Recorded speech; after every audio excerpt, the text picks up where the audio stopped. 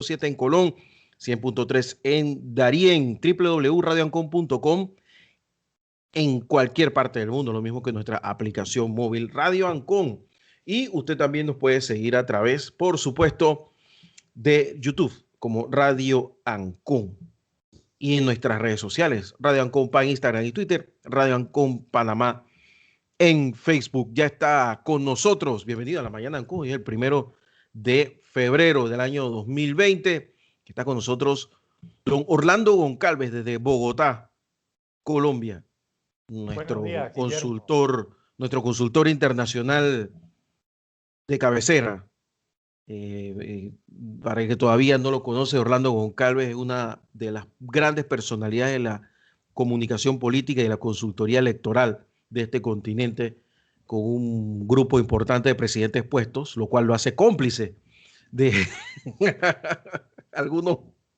No, mentira, Orlando. Gracias por estar con nosotros aquí en Radio Ancon 92.1 FM. Espero que estés muy bien. ¿Cómo estás? Buenos días, Guillermo. Como siempre, un gusto saludarte a ti, a la audiencia, a don Camilo. Estamos bien, con una mañana sin sol y con mucho frío, pero bien, aquí seguimos. Eso es importante, eso es lo más importante. Oye, Orlando, entremos en materia. Tenemos elecciones en Ecuador ya esta semana. Así es, el domingo hay elecciones en Ecuador. El panorama sigue estando complicado. Todo indica que pareciera que hay que ir a una segunda vuelta.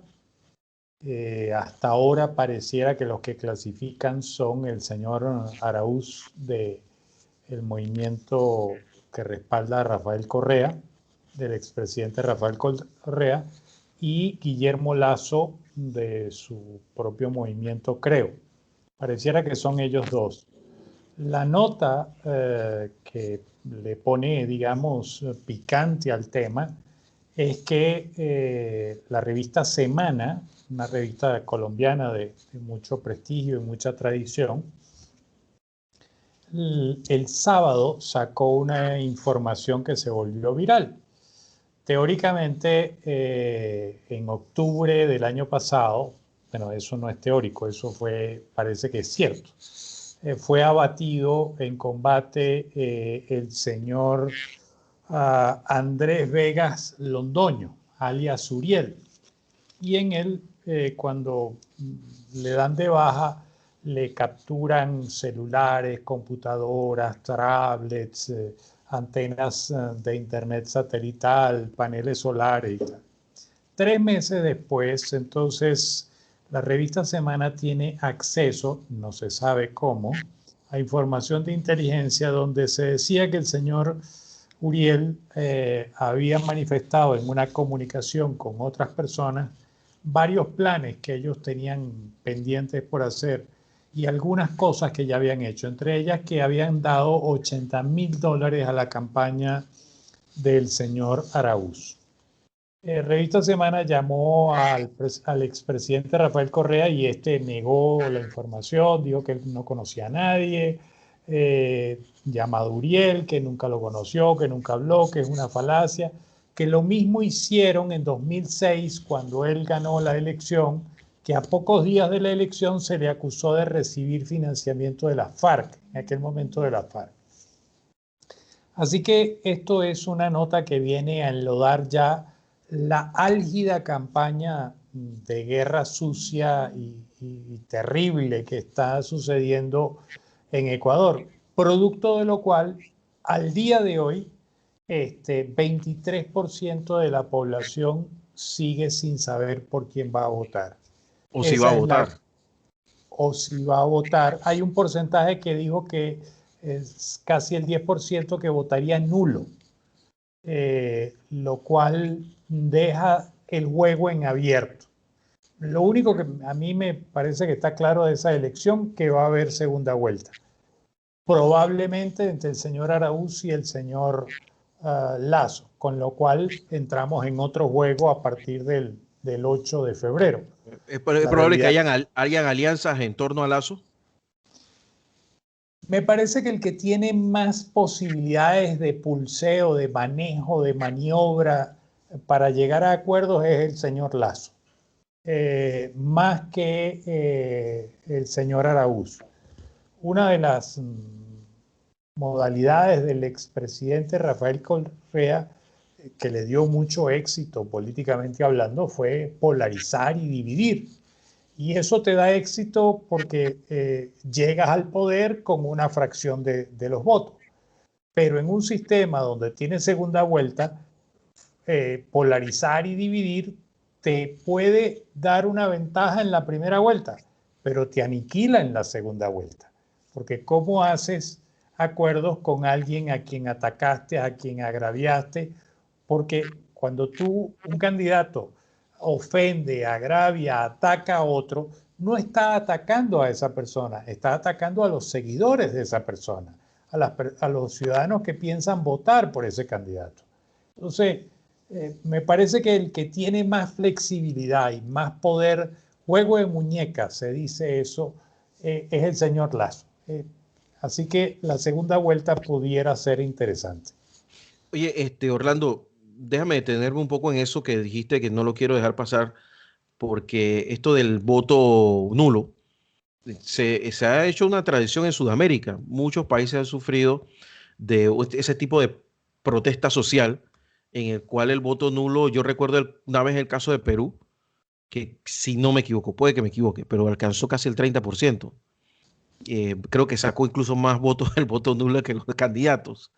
Eh, por suerte eso, como esa ola como que bajó, pero en un momento donde estamos, la situación pinta un poco diferente y además que sea en Ecuador, que no tenía ese precedente, también llama la atención, ¿no? Es correcto. Bueno, mira, el caso colombiano, el voto nulo inclusive está consagrado y si el voto nulo supera al, es decir, se hace mayoría, aunque sea eh, por poca diferencia y aunque sea, digamos, no mayoría absoluta, pero sí mayoría, eso generaría un conflicto que hay que repetir la elección, en el caso de Colombia. Ah, lo que da a entender esto del voto nulo, el voto nulo es una expresión perfectamente válida, la gente no está conforme con nadie. Lo que es preocupante es que evidentemente cuando tú tienes 16 candidatos, y esto ya lo habíamos conversado la semana pasada, Sí. es una muestra clara de que el liderazgo político ecuatoriano está muy desgastado, de que nadie logra reunir mayorías y el voto nulo si te pasó de ser una expresión, ahora sigue siendo una expresión, perdón, pero lo preocupante de esto es la indiferencia. Recuerdo el último latinobarómetro que se hizo, que fue en 2018, si no me equivoco, o 2019. Una de las preguntas del latinobarómetro era en qué sistema le gustaría vivir, sistema democrático o sistema autocrático. Y lo sorprendente de esto es en ninguno de los dos, le es indiferente, había aumentado muchísimo en esa medición. Y eso es peligroso porque eso debilita definitivamente a las democracias. Fíjate que la semana pasada creo que ya lo debes haber visto, el estudio del CIEP de Harry Brown, que dirige Harry Brown aquí en Panamá. Todavía en Panamá la gente pues cree y entiende eso del sistema democrático, pero por ejemplo aquí se dan todas las condiciones para que el día que la gente no lo entienda se acabe. Así es. Pero, Eh, Biden lo dijo muy bien en su asunción. La democracia es muy frágil. muy frágil, muy frágil. La Eh, democracia. Yo recuerdo cuando yo estudiaba en la Universidad Central de Venezuela, eh, tenía un compañero que era chileno, que había salido exiliado, su familia había salido exiliada porque su papá era del Partido Socialista. Y él me decía, ustedes no saben lo que tienen. Estamos hablando de 1980, 81, 82. Él me decía, ustedes no saben lo que tienen. La democracia se le va a uno en cualquier momento, con cualquier detalle se acaba. La democracia es como una flor que hay que cuidarla con mucha delicadeza y mucho cuidado. Esas palabras a mí se me quedaron grabadas porque para nosotros la democracia en los años 80 en Venezuela, yo estaba en la universidad, estaba en la facultad de sociología. La facultad de sociología era el reducto de la ultraizquierda, la izquierda más radical. Y yo no era de izquierda, por lo tanto yo era el espécimen raro de la facultad y de la escuela de sociología. Pero este señor me decía eso y la verdad tenía toda la razón. A mí aquello me quedó grabado y al día de hoy pienso que él tenía toda la razón. La democracia es sumamente frágil.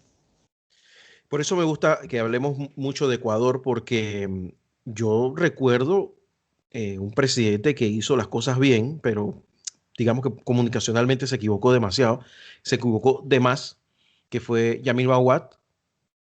Es el día de hoy y todavía las políticas económicas que él implementó se han mantenido, incluso presidentes economistas como Rafael Correa y el otro, las han mantenido teniéndolo a él como el malo de la película que anda por el mundo casi que en busca de captura. Y te das cuenta cómo un país puede negar incluso la posibilidad de aceptar que alguien hizo las cosas bien y el que las hizo mal, pues ahí está, ¿no? Y la inversión de los valores. Así es, y es terrible. Y básicamente sucede porque la gente busca satisfacción inmediata. Mucho del electorado nuestro, lo que voy a decir es profundamente antipático y hasta ofensivo para mucha gente, pero es una comparación que es válida, me parece que es válida. ¿Qué busca un adicto a las drogas? Busca la satisfacción inmediata. Bueno, lamentablemente una buena parte del electorado latinoamericano está en la misma actitud, busca una satisfacción inmediata. Fíjate esto de la pandemia, cómo ha ido arrasando con los gobiernos. ¿Por qué? Bueno, también los gobiernos se lo han buscado por ineptitud en cómo han manejado el tema, sin duda. Pero la gente tiene la esperanza de que, bueno, hay un cambio de gobierno, ya desaparece la pandemia, se reactiva la economía. Y esto no es así. Los problemas no se resuelven de la noche a la mañana ni son fáciles de resolver. Sí, el tema mesiánico no funciona y lo ha probado Bolsonaro y López Obrador, que están en las antípodas, ¿no? Porque no vamos a decir, no, el populismo, no, es que el populismo es de los dos lados. O sea, Es ambidiestro. es ambidiestro. Y yo tampoco estoy tan de acuerdo con eso que la gente dice, no, que las izquierdas y las derechas han desaparecido. No, las izquierdas y las derechas están ahí. Lo que está mal es el parámetro de observación. Yo, fíjate que yo sí soy de la tesis de que la izquierda y la derecha, eso ya, como conceptos ideológicos, eso desapareció. Yo ahí estoy de acuerdo. Como concepto ideológico, eso se borró. Estamos de acuerdo. No hay Eh, una ideología de izquierda y una ideología de derecha. Hay no, múltiples derivaciones de lo que alguna vez fue la izquierda y múltiples derivaciones de lo que alguna vez fue la derecha. es Unas más correcto, extremas y otras menos extremas. es correcto. Lo que gana el terreno ahora, y es lo preocupante, es el populismo, que, como tú bien dijiste, es ambidiestro, pues. Puede ser de izquierda o de derecha. Por ejemplo, el caso de Portugal, que si bien el presidente de Portugal se reeligió cómodamente dentro de un escenario de amplia uh, abstención, el partido llega, que significa llega, basta, realmente significa basta. De ser un partido desconocido o nuevo, llegó en tercer lugar muy cerca del segundo, con 12% de los votos. Pero lo interesante y lo preocupante es que una zona tradicionalmente dominada por el Partido Comunista, desde la Revolución de los Claveles en el 73, que es la zona de Alentejo, bueno, este señor gana en esa zona. Entonces, es impresionante el avance que ha tenido y el viraje que hizo la gente de irse del Partido Comunista a la extrema derecha. Pero bueno, es lo que hay. ¿Sabes que en América Latina se habla, bueno, salvo Venezuela, porque por las razones evidentes, se habla muy poco de Portugal? Y siempre me llamó la atención, es como el caso de América Latina con Brasil. Ahí entiendo que hay una barrera idiomática, pero la politización de la población portuguesa a mí siempre me ha llamado, los metidos que están en el tema político. Sí, porque eso nació con la Revolución de los Claveles. Durante muchos años la dictadura de Salazar primero y después de su heredero Tomás Caetano, acallaron a la gente como dictadura de esa época. Y en la explosión democrática que hubo a raíz de la Revolución de los Claveles en el 73, generó este debate, generó que todo el mundo, todo lo que no habían dicho durante décadas, comenzaron a decirlo y comenzaron a participar. Y hoy en día todo el mundo opina. No significa que participen en la política, pero hay una opinión Así es. fuerte y la gente se involucra. Y eso ha provocado que Portugal tenga muchos avances en muchas áreas. Por ejemplo, el tema de los presupuestos participativos a nivel de las municipalidades es un caso espectacular. El tema de la descentralización es otro, y eso es producto de la participación de la gente en la toma de decisiones.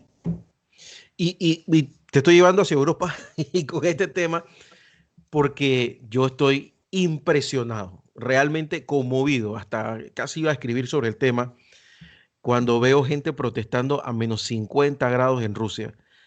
Una cosa que te lo digan y otra cosa es ver el video de unos tipos que casi que no se ven, no solamente de la nieve, sino del clima, el clima tan adverso con el frío, protestando contra Putin, y no solo protestando, enfrentándose a las fuerzas de seguridad a menos 40, a menos 47, menos 45, sin menos 50 grados, y te das cuenta de eso, del valor de la libertad cuando la pierdes.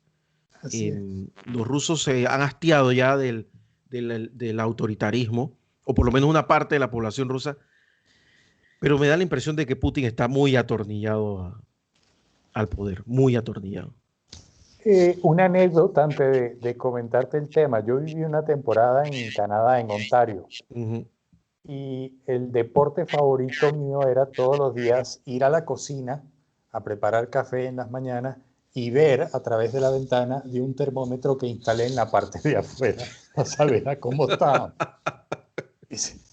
Antes de encender el fuego para el café era ver eso. Para disfrutarlo más. Sí, claro, porque la casa tenía calefacción, tú estabas muy cómodo, el confort de la casa era extraordinario, pero del lado de afuera, por supuesto, 1 metro de nieve y veías la temperatura. Llegué a estar, lo máximo que llegamos a estar fue a menos 30. Ahora, en el caso de Rusia, tú tienes razón, el presidente Putin está atornillado porque fue cooptando todas las instituciones del Estado y las fue doblegando a su voluntad. Tan así que aprueban una ley hace poco donde exoneran a Putin de cualquier cosa que pueda suceder hacia el futuro. El señor tiene inmunidad, pues. Los extraterrestres vienen y el señor no es culpable de ello. Es como esa ley en España que pues el rey pues está exonerado de todas las cosas malas que haga, que es lo que ha pasado con el emérito, ¿no? Que claro, lo han pillado en cuanto delito hay, pero no se le puede juzgar.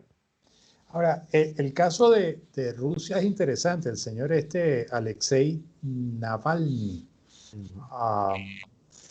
tiene una historia de lucha interesante. En 2013 logró nada más y nada menos que el 27% de los votos para la alcaldía de Moscú, y desde ahí comenzó a catapultarse, fundó una fundación que se llama Anticorrupción y se ancló con ese tema y ha estado batallando con ese tema. Hoy dirige la Coalición Democrática y un movimiento llamado Rusia del Futuro. Pero entre sábado y domingo han habido más de 10.000 detenciones solo en Moscú, pero las protestas han sido en varias partes de Rusia. Siberia, en lugares impensables. Ahora, ya él mandó a decir que no se quería suicidar, que no estaba entre sus planes, por si aparece suicidado, ¿no? Así es. Pues, este es un hombre que está claro, o sea, Yo creo que tú recuerdas a Aquino en Filipinas cuando regresó, que no sé, esta gente no tuvo ningún problema en matarlo en la pista del aeropuerto. Así es. Pero uno dice, bueno, era otra época, no estoy tan seguro. No, no, no, no, no, para nada, pero si el propio señor eh, si el propio señor opositor, Navalny, me cuesta pronunciar su nombre, fue víctima de envenenamiento en agosto del año pasado, estuvo al borde de la muerte, y ya ha habido otros casos de envenenamiento por parte de autoridades rusas contra opositores o gente que les es incómoda. Como también ha habido casos de magnates que han sido encarcelados porque se oponen al régimen y entonces entra a funcionar el aparato del Estado con el tema de los impuestos y cualquier excusa. Y es lo que hacen los gobiernos autocráticos. Es lo mismo que han hecho en Venezuela, lo mismo que han hecho en Nicaragua, lo mismo que hicieron durante décadas en Colombia, perdón, en Cuba. Entonces, bueno, es su manera de actuar. Y la verdad es que la tesis es muy simple. Una vez que se murió, se acabó. Perro muerto, se acabó la rabia. Es la tesis que manejan ellos. Claro. Entonces, fíjate cómo el gobierno de Venezuela se atornilló, el régimen se atornilló en el poder, reprimiendo, reprimiendo, reprimiendo cada vez más violencia, cada vez más desmanes, y la comunidad internacional no pasa más allá de declaraciones. Fíjate el caso de Ucrania, lo que Crimea, lo que hizo Putin de adueñarse de un pedazo, pues, y ahí se quedó y se adueñó de eso, pues, y es dueño de eso. ¿Y cómo hacemos? Y ahora lo vemos en el caso de China con Hong Kong y con Taiwán. Van en el mismo estilo y van hacia adelante. Y hay una declaración preocupante de este fin de semana del gobierno chino que dice que la independencia de Taiwán es una ofensa. Bueno, ya mandaron a decir que cualquier intento de independencia de Taiwán iba a ser reprimido con el ejército. Entonces, O sea, no están esperando una declaración para hacer lo que haya que hacer. ¿Y sabes qué va a pasar? Como llega el ejército a Taiwán, conquistan Taiwán y se queda Taiwán conquistado. Va a seguro, pasar, va a pasar, porque lo pero es dejamos que solo. están preparando el terreno y la Porque le comunidad dejamos el terreno a internacional. China. No, fíjate que mira cómo te lo estoy diciendo. Les dejamos el terreno a China. Así es, así es. Porque La países gran con mayoría, gobiernos cobardes, traidores y con circunstancias dignas de ser verificadas por un procurador de justicia, entregaron precisamente a China la llave para que entre a Taiwán. así es. Y le dieron la espalda a Taiwán, que ha sido un gobierno solidario, sobre todo con los países de Centroamérica y Latinoamérica. Yo, Este, yo no sé si en Colombia, pero en Panamá este tema no se habla mucho en los medios porque 3/4 del periodismo panameño lo han llevado a pasear a China, para que sepas, el en, gobierno en chino. ninguna parte, en ninguna parte. Yo tuve la fortuna de acompañar con mis propios recursos a una delegación panameña a Taiwán. Y fue realmente un viaje asombroso de todo lo que vimos. Repito, yo pagué mis recursos porque siendo extranjero no podía el gobierno panameño pagarme, pero yo pagué mis recursos.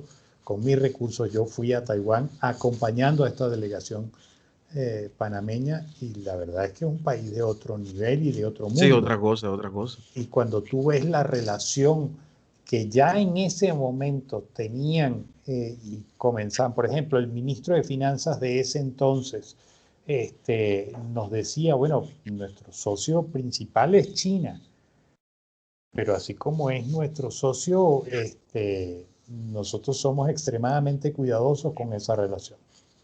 Fue Y, lo más a lo que llegó a decir. no, es impresionante. Y ahí se nota, ¿no? El tema del gobierno chino y su manipulación. Ahí está el grupo de la OMS haciendo el paseo, y incluso ya han llegado a decir que pues, la data que tienen les es irrelevante, no les sirve para nada. Pero eso no tenían que viajar hasta allá para que lo supiéramos. No entendí mucho del asunto. Orlando Goncalves, nos hablamos la otra semana entonces.